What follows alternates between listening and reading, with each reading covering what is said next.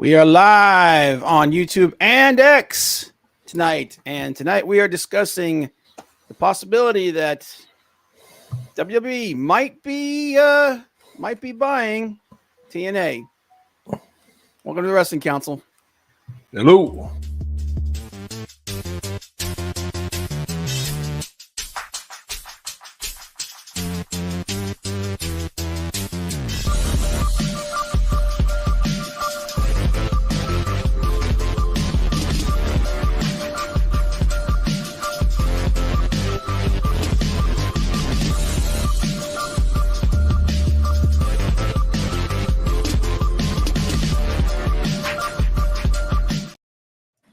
Welcome to the Wrestling Council. I'm your host, Come Up With Bob. Joined as always by my good friend Hollywood Frank. Reach for the sky. Show him the picture. Show him the shirt, man. Show him the shirt. God, that's a good shirt, man. I gotta get that one. Joined as well by the Wrecker of Homes. There's a new mommy in town. There is a new mommy. Jeez, dude. What's up, Johnny? How you doing, man? Pretty good. See you guys are well. We have a lot to talk about this week. Yep, we got a lot to talk about. As usual, you can catch us here every Tuesday, 7 p.m. Eastern Time. Talk about all the news in wrestling. You can also follow us on social media. Scrolling below. It's also in the description. And yeah, interesting week this week, guys. Interesting week. But real quick before, let's go ahead and check in here. We got Maldacito said, "Sup, people? What's up, Maldacito? Sup? Sup? Sup? Sup? Sup? Hello. What's up? What's up? Thanks for being here, man. Leg Kick said, "Hail the Wrestling Council. Hail, Leg Kick. How you doing, man? Leg Kick, let me talk to her. Yeah. What's up, Leg Kick? Big Daddy, the Guardian of Chaos, our one of our moderators saying, hey, yo, Big Daddy, what's up? Hey, yo.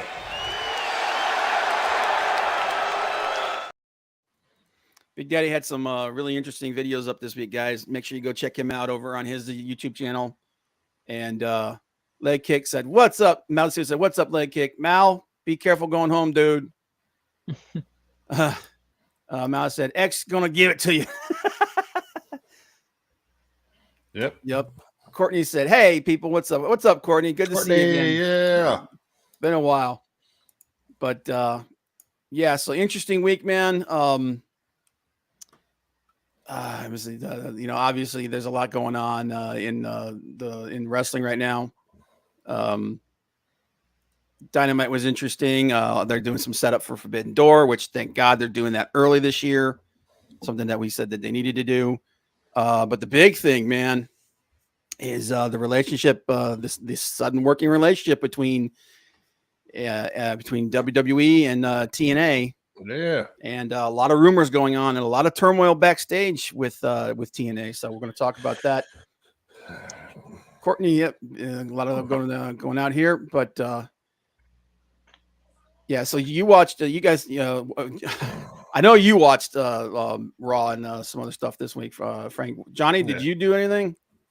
I did. I watched some Raw, a little bit of Dynamite. I had to check out Collision when I heard that the ratings were only 100,000 people or so. Actually, they raised it. It was like 200 and something thousand, but it was actually one of their lowest shows. Yeah, but I mean, we talked about Collision. Collision needs a lot of work. They're up against a lot of stuff right now too, as well.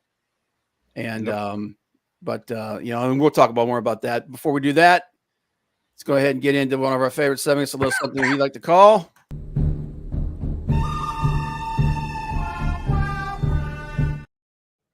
The Good, the Bad, the Ugly. Is my turn this week because it's an odd week. No, even. It's an even week. It's an even week. You got the odd weeks. I'm sorry. But all right, my good. Adam Copeland, a.k.a. Edge, had successful tibia surgery. Edge hurt himself at Double or Nothing. We all know about it. Coming off the cage, at 50 plus years old. But good news is that his surgery was very successful. And 2 days later was back in the was already in the gym, trying to recover and get ready. So Yep. Speedy recovery to him, man. He was doing a lot of good work. I thought he was doing a lot of good work in AEW, and he was a lot of fun. The other good news, like I said, the build for Forbidden Door, man. Tony Storm appearing on the screen at a Stardom event, challenging Stardom's Mina Shirakawa. And, and I obviously, a lot of people think that we're going to get Will Ospreay versus Swerve at Forbidden Door. And we'll talk about that a little bit more as well, because there's some people thinking that they're going to take the belt off Swerve. I don't think so. You're not going to put you're not going to put the international title on Ospreay and then have him win the world title a month later. That's not going to happen. Well, I shouldn't say that. It could happen. It'd be stupid, but anything can happen. We've seen dumb stuff happen before, but I don't believe that. Yeah, it's just there's a lot of good wrestling, and but those things, like I said, I try to change up my GBU. But so that's my good. My bad. TNA releasing more behind the scenes personnel. A lot of shakeup. I mean, it started last year with TNA releasing Scott D'Amore, a longtime head of the company. The guy who basically has been who was the driving force behind this resurgence with TNA, rebranding them from Impact back to TNA. They had some of their biggest shows since the mid 2000s with Scott at the helm, and TNA was on the rise, and then suddenly Anthem, the company that owns them, went nah, bye. Yeah. And since then, they've basically whittled away at that team that he had working with him behind the scenes. The latest, Lou D'Angeli, also known as That Sign Guy, who was a big part of TNA's creative team, was let go. He joins Robert R.D. Evans, who resigned, and David. I always screw this guy's name up. Sahadi. But yeah, and all of this coming off of this sudden willingness to work with outside companies from WWE. So it's fueled a lot of speculation of what could possibly be going on, and things that could be happening. But good luck to all those guys. I know that Will Ospreay is really pressing Tony Khan to pick up Scott D'Amore. I think it'd be an awesome idea. I think so too. I think I think he could really help them, kind of turn the corner here with some of the issues they've been having ever since the whole debacle with Swerve. I mean, with CM Punk, and the downturn that AEW's had, especially now that AEW is very close to signing their new deal with Warner Discovery. They're going to get a whole lot more money, regardless of whether or not they get, it goes up from right now. I think they're getting 48 million. Is 58 million or something like that from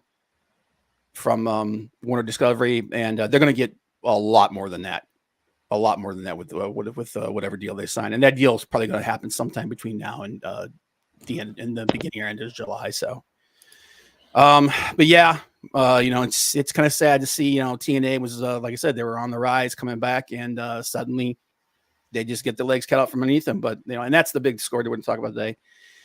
The ugly, oh my God, Vince McMahon, the gift that keeps on giving, man.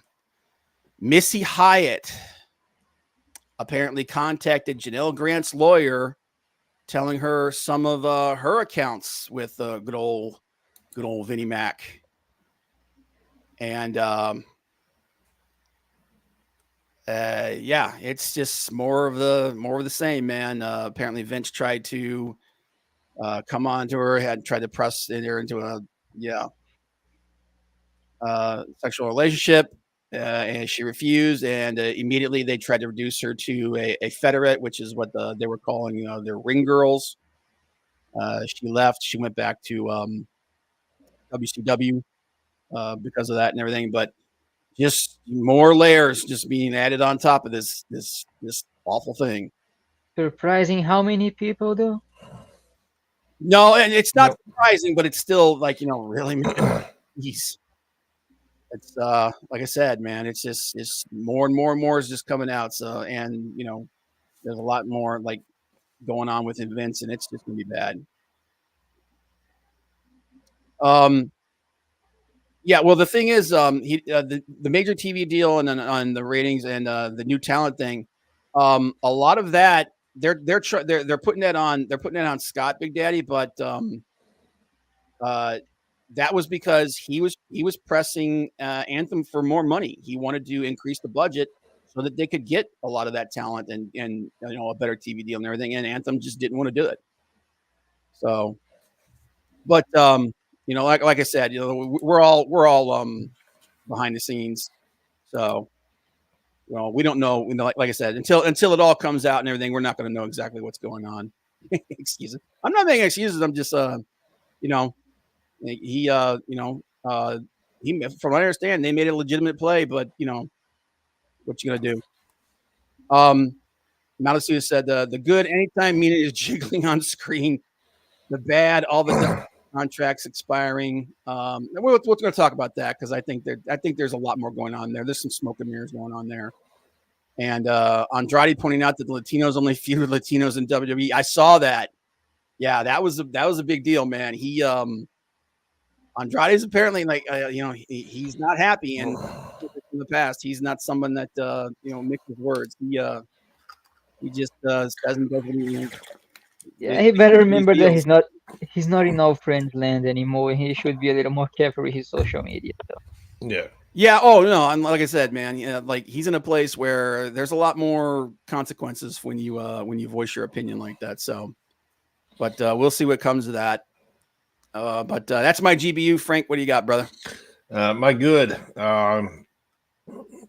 Jordan Grace on WWE programming. Yeah.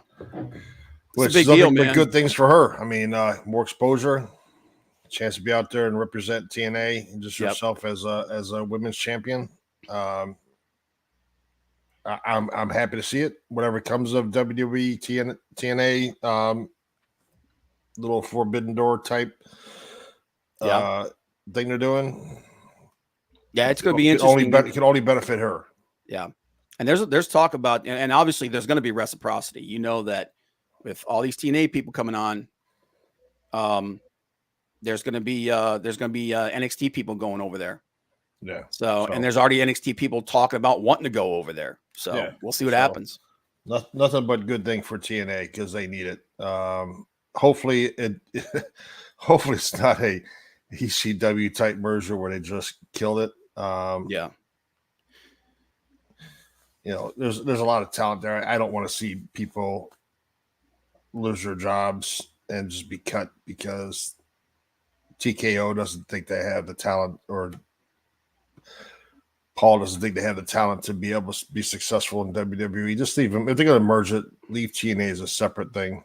Yeah. Well, I think if they do, it'll be something similar to what they did with like Smoky Mountain Wrestling and things like that. It'll be something. I gotta believe that it'd be something similar to that. Yeah, keep it the way it is. Yeah. And my bad. Go a couple different ways, but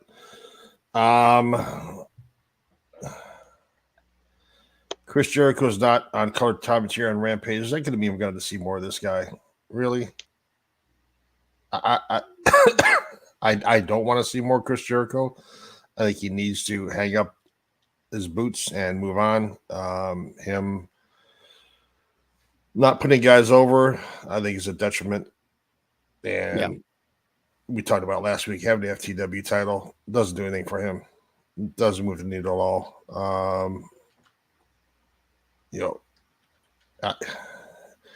If there's one person I wouldn't mind seeing his contract expire and move on, is Jericho. No offense. I mean, he's done great for AEW, but what has he done lately? Really, what has he done lately? Other than it's a situation with Jericho, because Jericho is I'll get to it, Big Daddy. I'm trying to let Frank do his thing, man. I'll get to it, man. He's the guy's a legend. He really is. And he is a big part of why AEW got off to a good start. But, it's been diminishing returns, and it's been diminishing returns for a while. He's had some health issues. Whenever he surrounds himself with talent, very, very often they don't really go anywhere. The only person, like we talk about the Jericho, the Inner Circle, the Jericho Appreciation Society, the only one who really took off from all of that was Sammy Guevara. You could say Daniel Garcia to a certain extent, but nowhere near as much as Guevara did. But everybody else just kind of languished. Yeah. And now I understand what he's doing with this new, the learning tree thing, which, everybody knows Big Daddy's the actual learning tree. We've been calling him that for years. Yep. It's not having the effect I think that people that they want it to. No. And it's just, like the gild's off the lily, Yeah.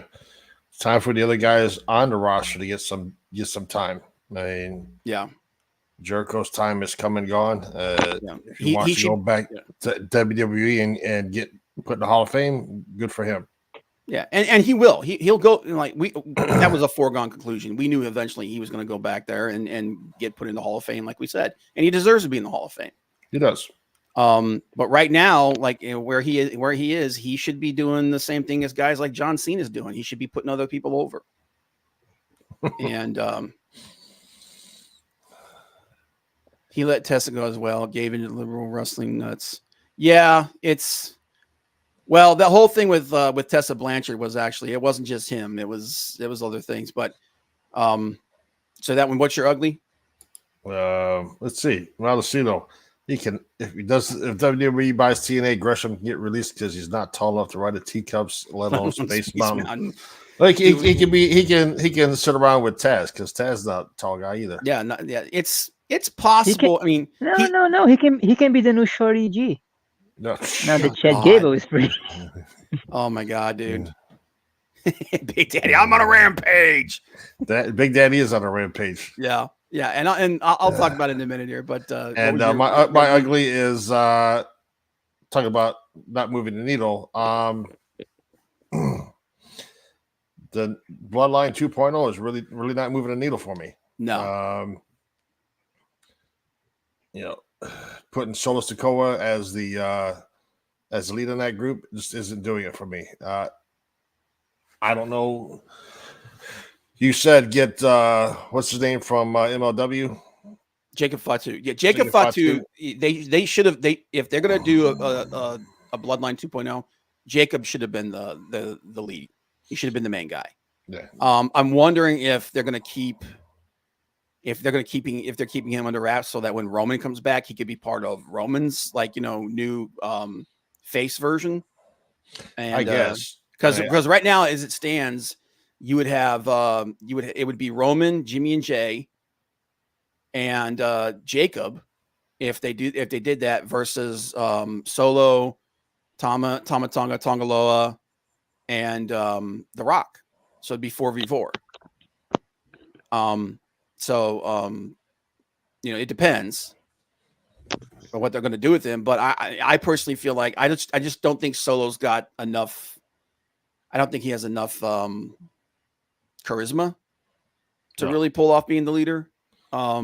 Which may be the idea that you're not supposed to like him. And then when the whole thing goes down, we'll see. But Jacob, in my personal opinion, he's the most talented of the entire family. Yeah, it's sort of like when they kind of made, I don't know if he was really considered, but when they were deciding between who was going to be the leader of Judgment Day with Finn Balor or Damian Priest. Yeah. After they kicked Edge out. I mean, it's just like, Finn Balor just doesn't work for me as a leader. So I'm glad they went with Damian Priest. But same thing. I mean, Solo Sikoa just doesn't do it for me. No, and it's nothing against him. Like I think he's a good in-ring talent. He's just not there. He's not there yet. He may not. Roman has a lot of charisma.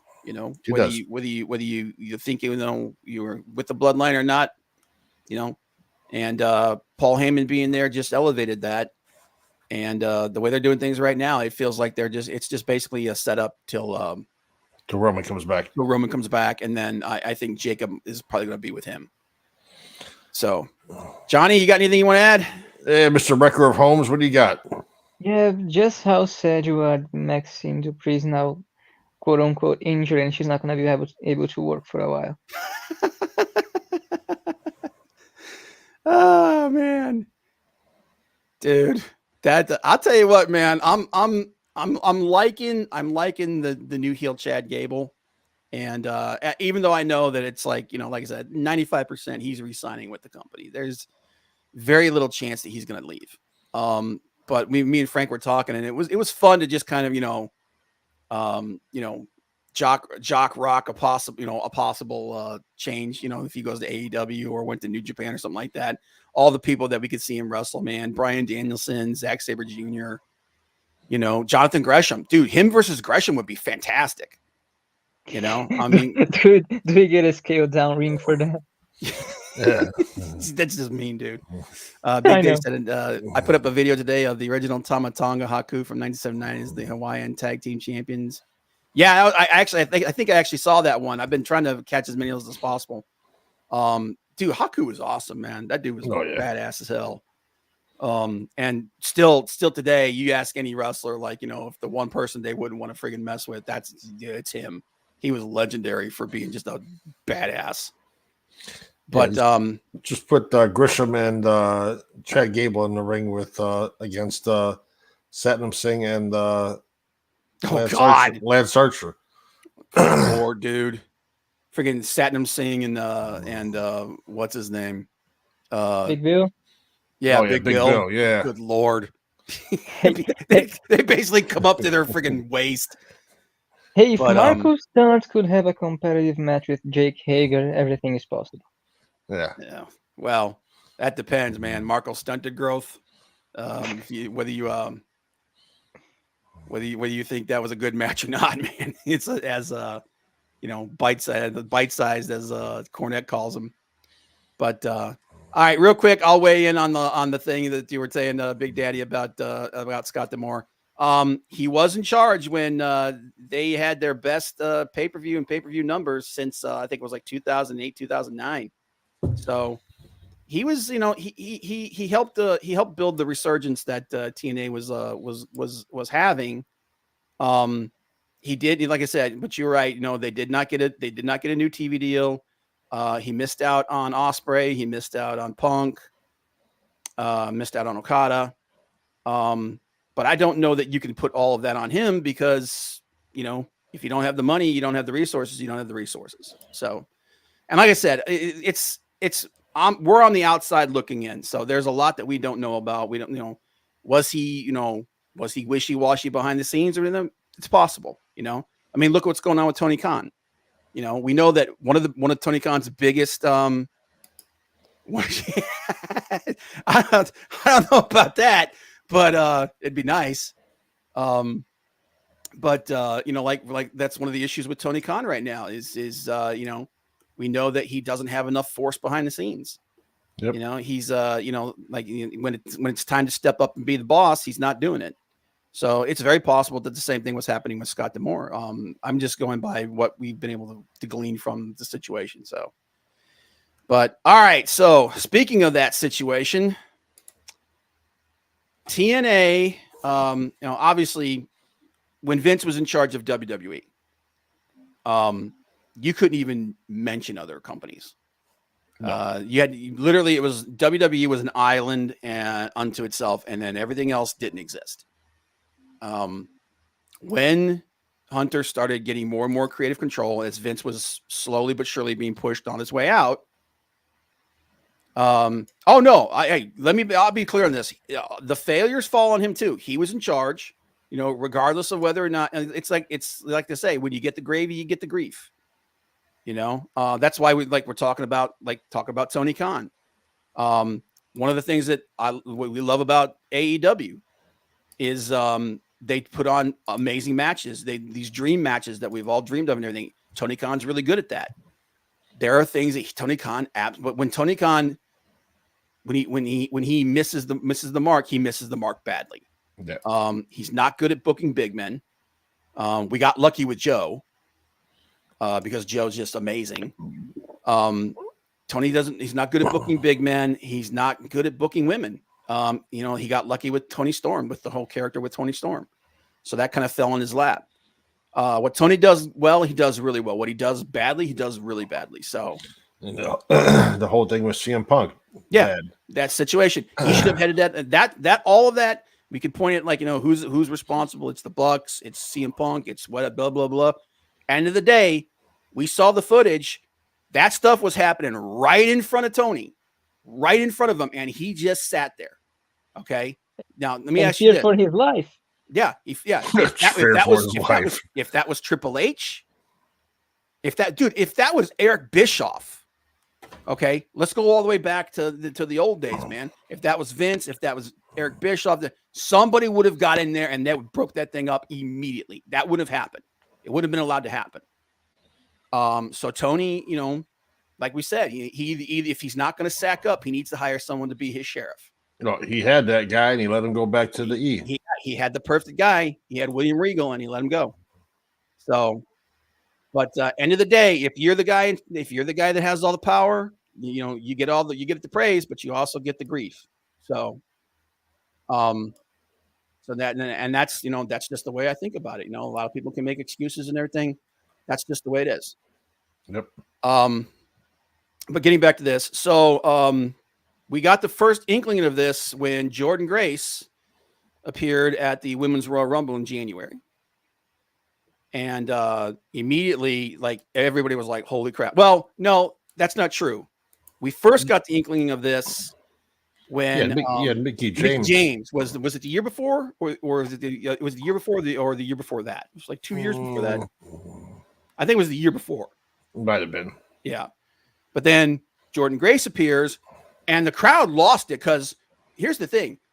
We talk about how fans, they don't really know wrestling outside of it. They knew who she was. As soon as she hit the scene, they knew who she was.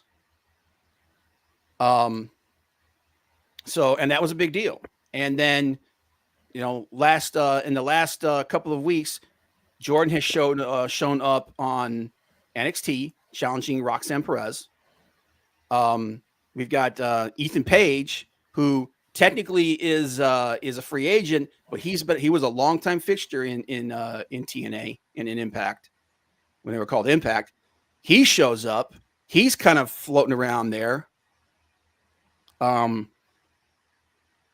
So and then we get the report that at the next TNA pay-per-view, Jordynne is going to be challenged by a surprise opponent, which almost everybody is 100% certain that it's going to be Roxanne Perez.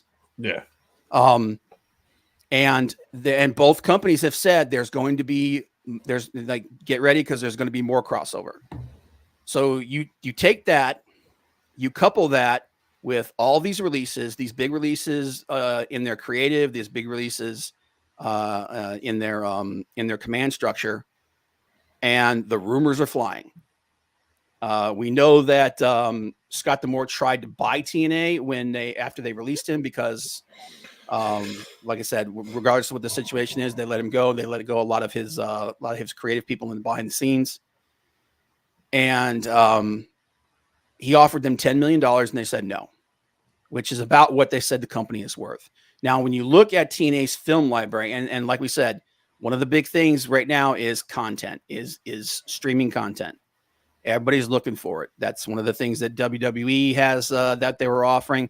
It's one of the things that AEW's got that they're offering. They've got the AEW library. They've got the Ring of Honor library. All these companies,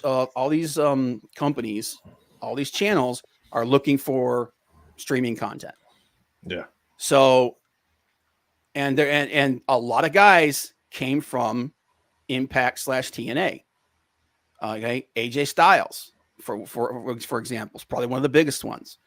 He came from TNA. Obviously went to New Japan and then went to WWE.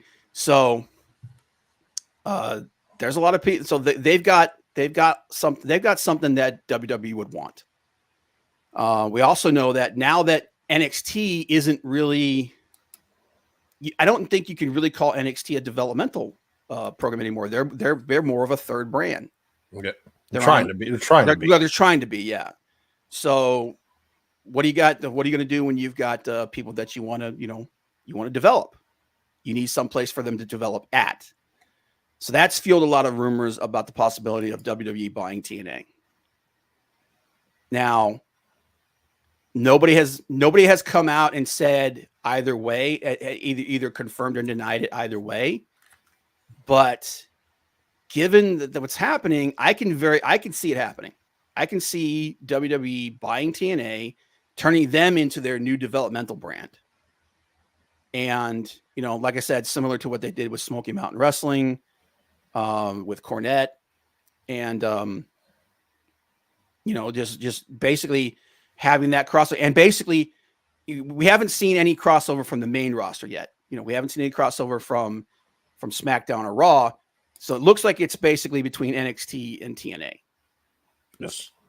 And there's a lot of people in TNA right now that came from there's a lot of people in NXT that came from TNA. You've got Wes Lee, who came from TNA. He was part of the Rascals with that. Zachary. He and Zachary Wentz actually came over from TNA, and they were a tag team. And then Zachary went back, and he's back there with Trey Miguel now as part of the Rascals. You got Wes Lee, who came over. Naomi left WWE and went over there. Then we had that big moment between her and Jordan Grace when Jordan Grace showed up at the Rumble. Cedric Alexander, Xavier Woods started over in TNA. And like they said, the big one, AJ Styles. AJ came from TNA. So there's a lot of people in WWE right now who started in TNA. LA Knight. LA Knight was from TNA. So there's Drew McIntyre got better when he left. Drew McIntyre he got a lot better. Like the version of Drew we have now, he came from TNA. When he was in TNA, when he was doing stuff on the Indies at Rev Pro, the matches that he had with Will Ospreay over there. So there's a lot of connective tissue between NXT and TNA right now. And the way that they're setting things up and the way that we see things going right now, I can, at the very least, I have to believe that there's something going on behind the scenes for them to be doing this. So, I mean, what do you guys think?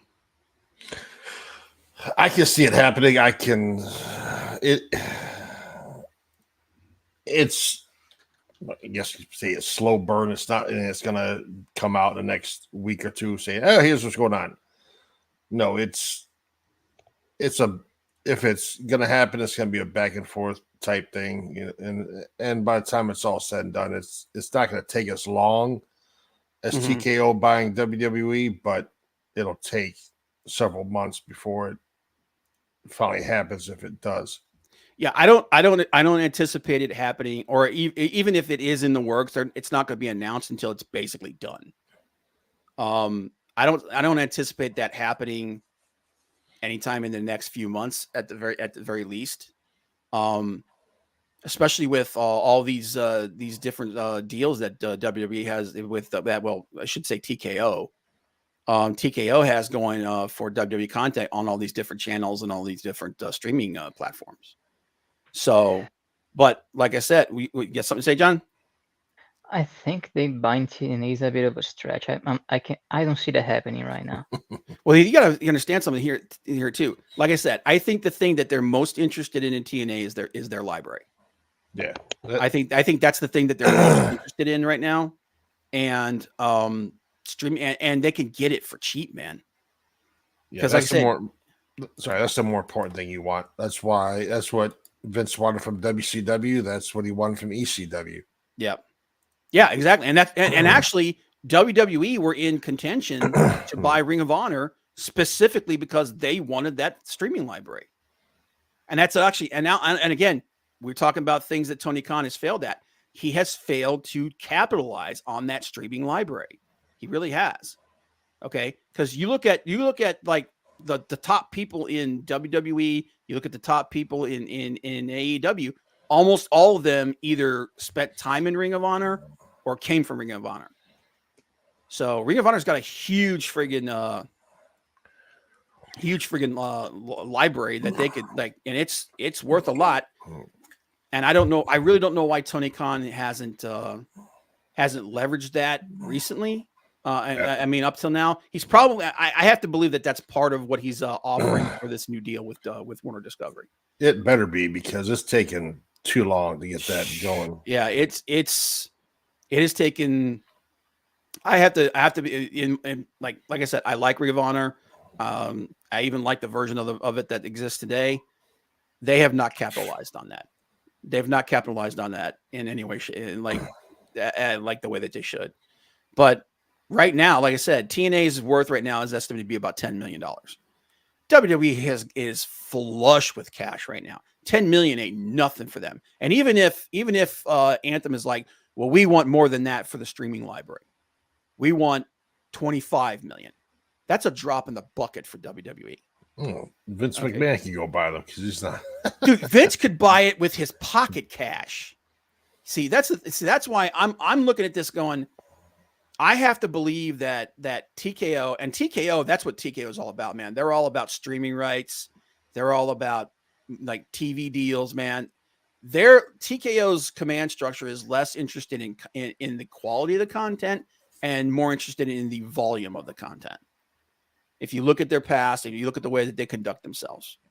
And I have to believe that TNA being on the table is gotta be something there's gotta be something there. Now, one other thing that somebody did mention is that WWE may be using the relationship with TNA to kind of foster relationships with other companies like MLW, CMLL, AAA, New Japan, because TNA has a really, really good working relationship with pretty much all those people. You know, they've got a really good working relationship. Like right now, like I said, there's a lot of New Japan talent shows up in TNA, a lot of AAA and CMLL show up there. MLW shows up there occasionally. I wonder, and that's got to be a legitimate possibility as well, that they're looking at TNA as kind of like being their bridge between all these other companies. Yeah, and what I also would think is, with all this going on with TNA, is somebody like Jeff Jarrett, who's with AEW, saying anything to Tony Khan about getting his hat in the ring with that if they get sold. Oh, yeah. Is Freddie Prinze Jr. ever going to start his promotion that he keeps talking about? Does he have the backing from anybody? Would Eric Bischoff ever do anything like that ever again? Yeah. There's a couple different options out there besides WWE if they go for sale. Oh yeah, but like I'm looking at this, and like we said, one of the things that WWE has, like especially under Triple H, has shown is they are willing to work with other companies. Is something that Vince wasn't willing to do. And tell me that any of those companies wouldn't be all about getting that rub from WWE. The exposure alone, just for having one guy on TV. Oh yeah, like the exposure alone, just from having Jordan come on at the Rumble, and then now at NXT, that's raised their stock a lot, and I mean a lot. And then you also got to remember, there's a bunch of former WWE guys over in TNA right now. You got Matt Hardy's over there. You got Nick Nemeth, aka Dolph Ziggler, over there. Mustafa Ali's over there.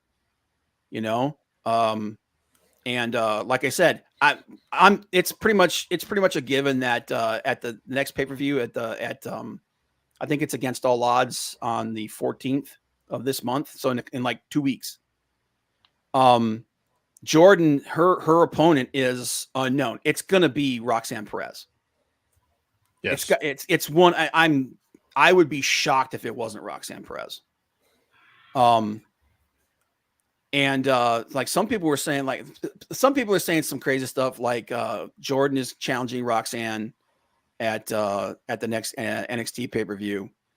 And they're saying that what they would do is they would have Jordan actually win the NXT Women's Championship at the pay-per-view and then drop it back to Roxanne at Against All Odds.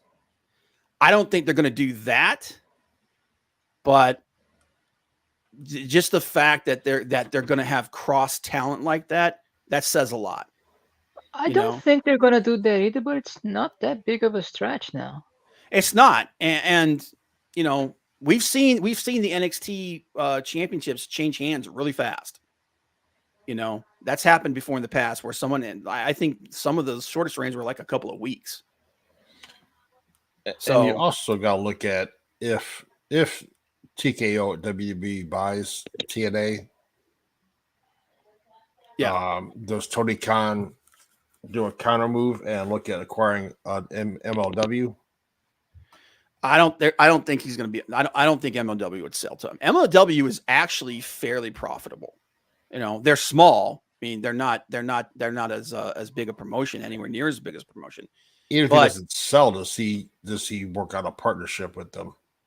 I can see him trying to work out a partnership, especially since he's got some guys that have, like I said, there's some connective tissue between AEW and MLW. You know, like specifically, like right off the top of my head, you got guys like MJF, you know, who were a big part of MLW.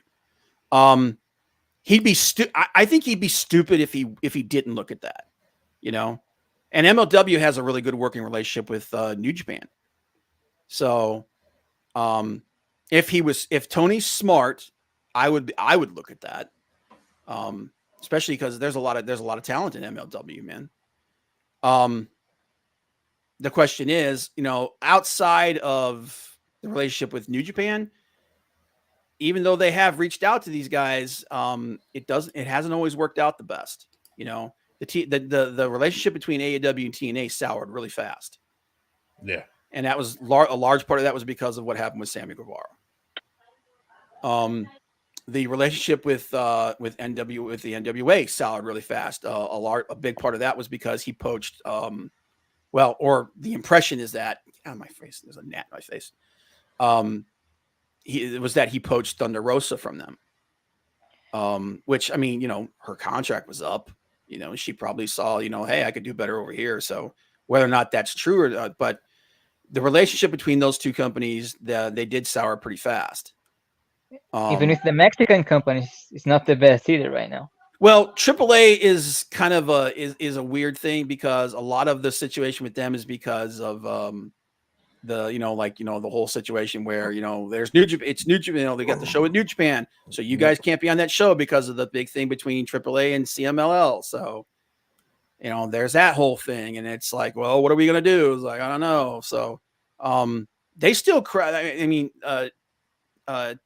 AEW talent still goes to back and forth between those guys. It's not quite as prolific as it was when they first started.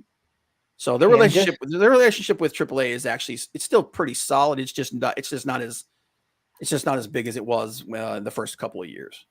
All I know is that I'm sitting here in my couch waiting for Hammerstone to show up in NXT. Dude, that's the thing. Like, there's some guys that signed with TNA who would do really, really well in WWE. Like Alexander Hammerstone is made for WWE. Okay. And I was really shocked when he signed with TNA. So, that was an interesting situation, but also, you know, WWE may be looking at guys like that going, hey man, you know, like when you're done over there, you might want to come over here. So, but that's always going to happen when you have, you know, it's company, you know, you have personnel between companies. Yep. But I'm looking at this and I'm trying to look at this and think, what is WWE getting out of this? And there's only two things that WWE are getting out of this. One, they're kind of stealing AEW's thunder, because AEW's big thing was, we work with all these other companies. and WWE doesn't. Well, now that's not true. Now they've kind of taken that. So there's that. The other thing too is, like I said, man, TKO, they are all about streaming content, man. And TNA/Impact has been around for a long time. They've been around for a long time. And that's a lot of content you could throw up on a channel or on a streaming platform. So, and like I said, NXT, even though they still consider it's still considered to be, a WWE's developmental brand, they've moved more towards turning it into a third brand. And I can see them looking at TNA going, we can kill two birds with one stone. Well, we can kill three birds with one stone with this. We steal AEW's thunder with the crossover, with crossing over with other companies. We can put on some of these dream matches. That's kind of AEW's bread and butter.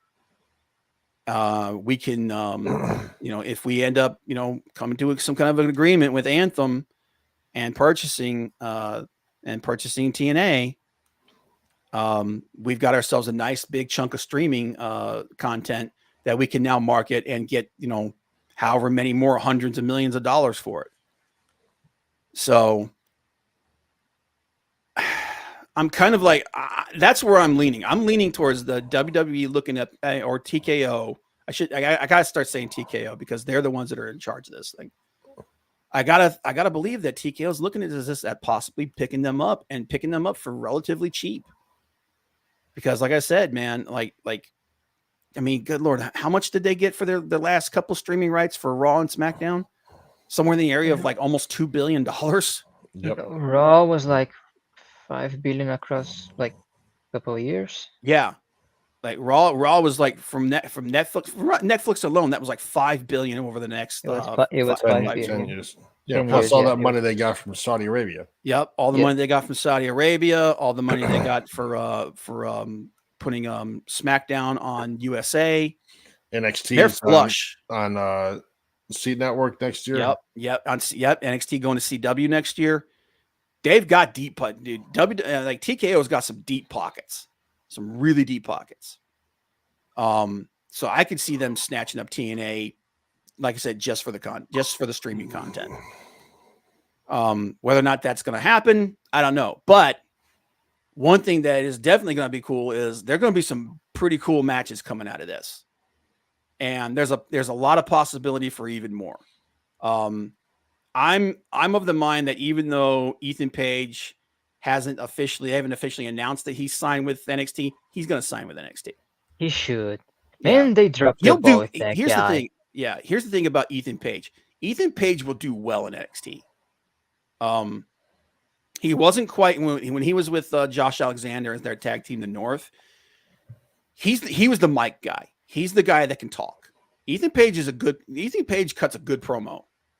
And he's solid in the ring. He's nowhere near the technician that Josh Alexander is, but he was the mouthpiece. He was the guy that did most of the talking for them, and for good reason, because he was good at it.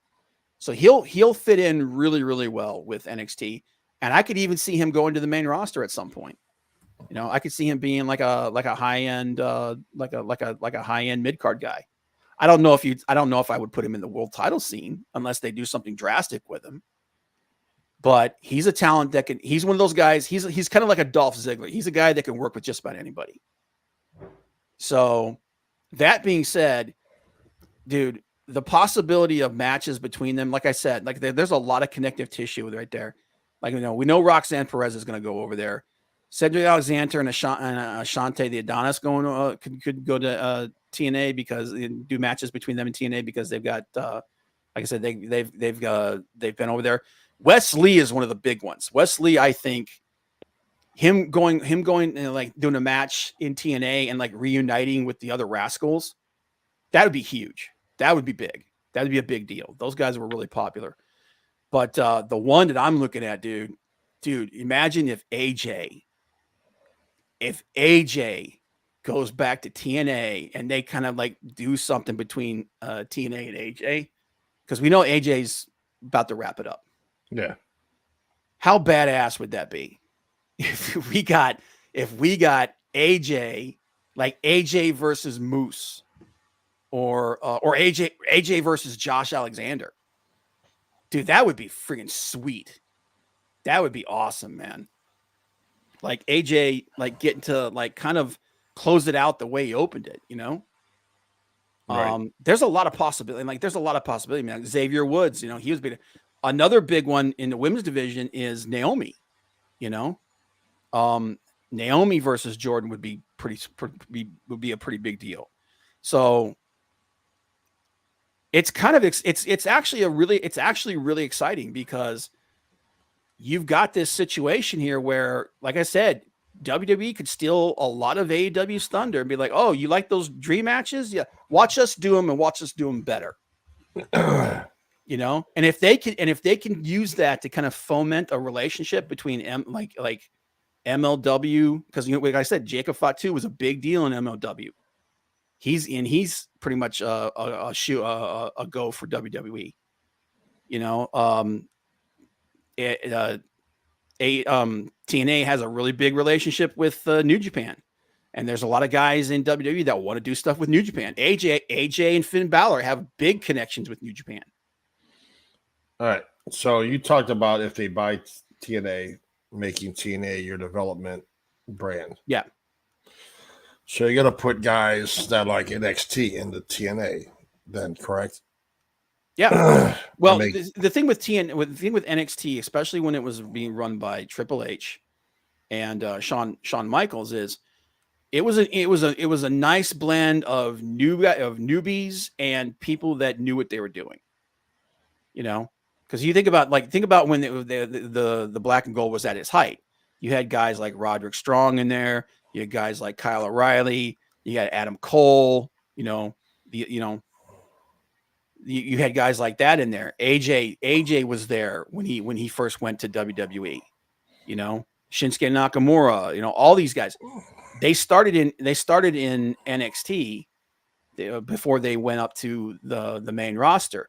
And they were there largely to help develop a lot of those younger guys, and they helped develop a lot of those younger guys.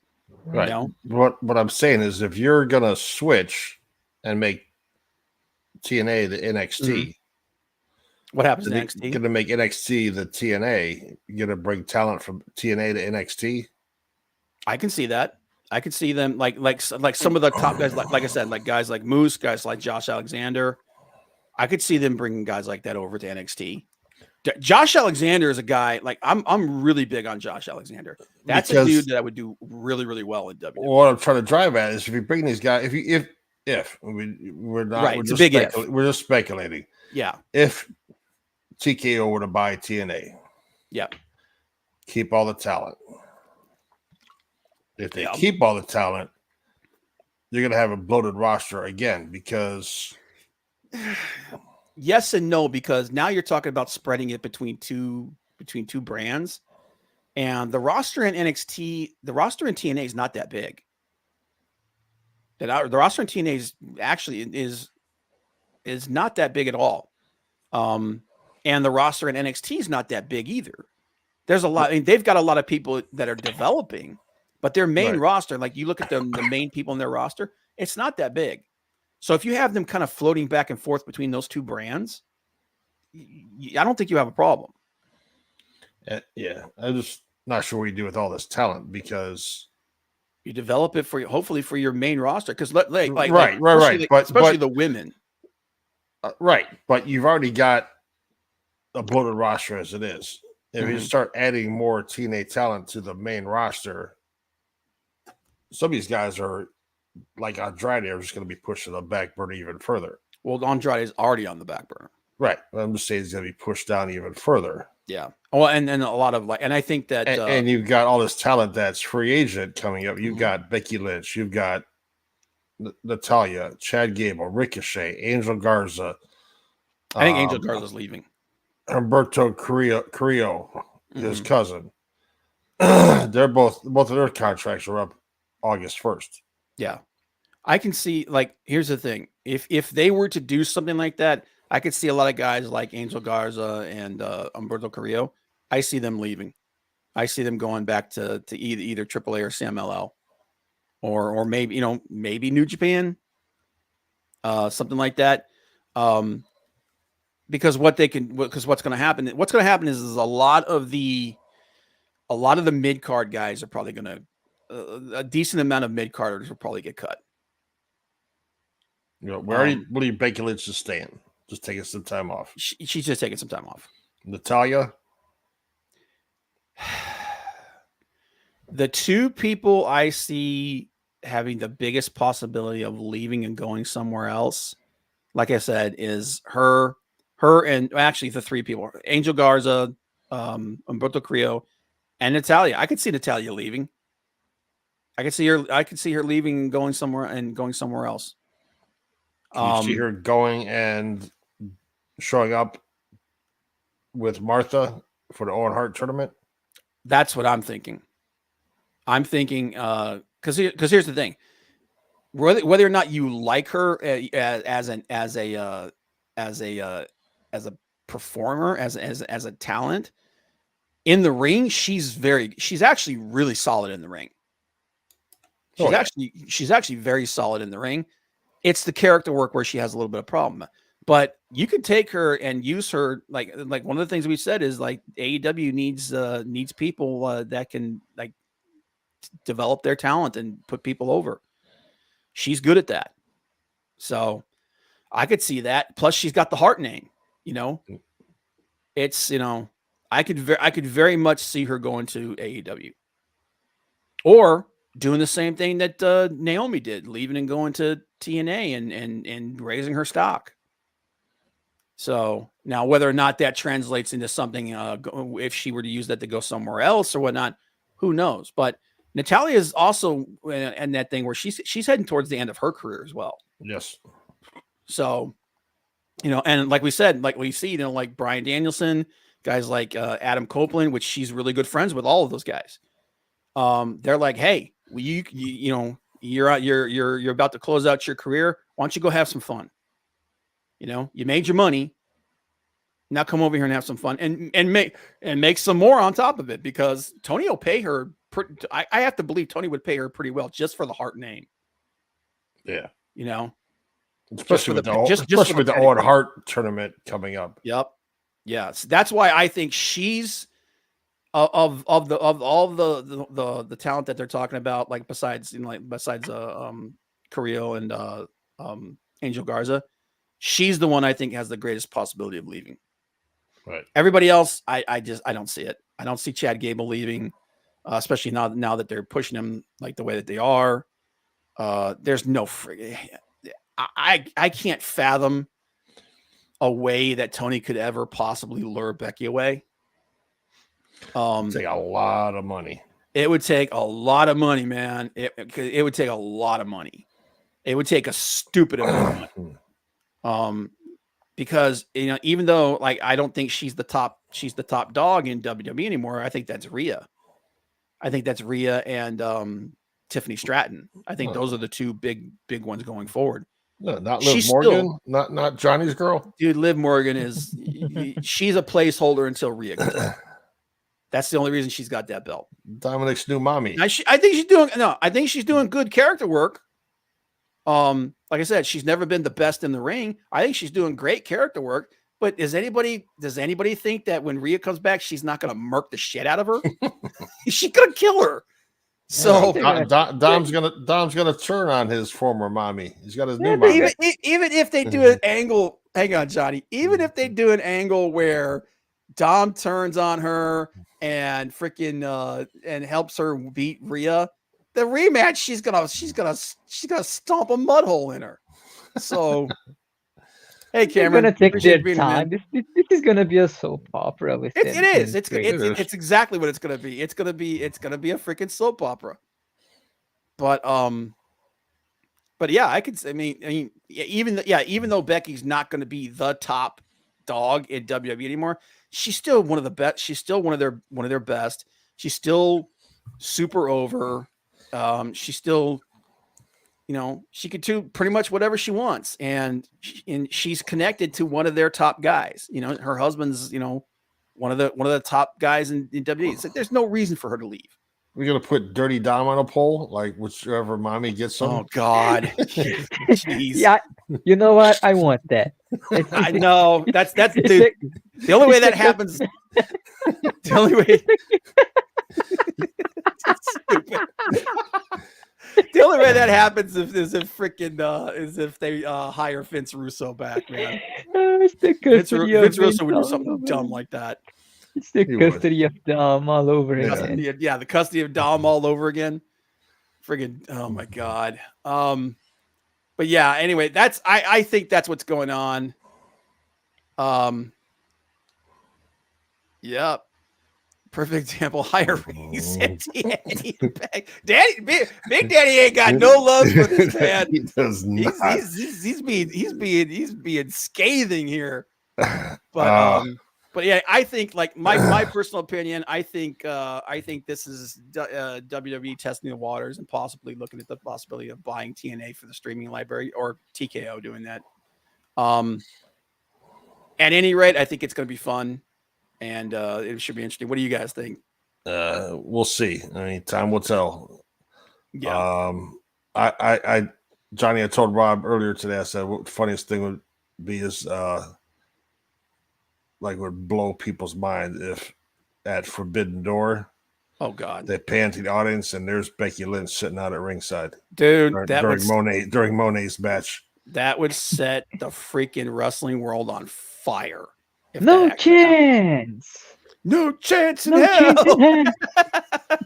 I don't think so. I doubt it. I don't think so either, man. But I've learned to never say never, man, because I didn't think Bryan Danielson was going anywhere either. But you know, it is what it is. Anything can happen, man.